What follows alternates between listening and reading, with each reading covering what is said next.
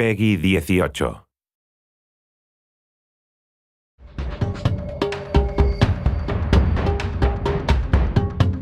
You look at any screenshot of Brink, you know it's Brink. It can't be mistaken for anything else.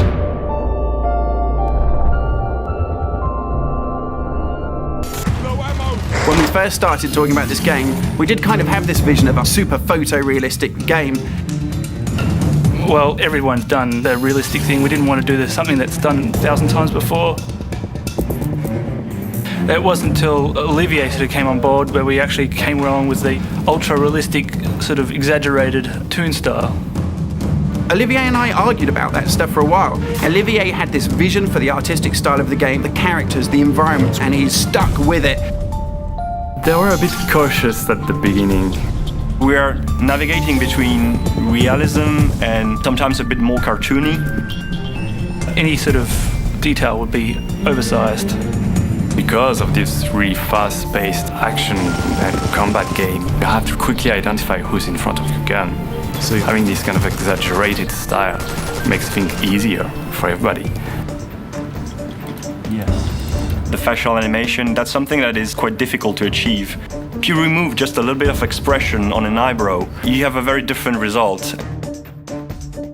So for the animations, we've been using a type of motion capture, but where you capture at the same time the voice of the actor, the body motion, and the facial expression of the actor. So that was our approach, to come up with something a bit different, not just realistic. The environment is just absolutely kick-ass. For the Founders Tower, we used a clean white architecture style. And the aesthetic for the airport was inspired by Santiago Calatrava to keep it sort of sterile and clean. As you head further south to the areas where refugees are arriving, you enter more shantytown-like features, clearly inspired by favelas from Rio de Janeiro. Everything is working now. It looks great, so yeah, I'm proud of what we've been doing.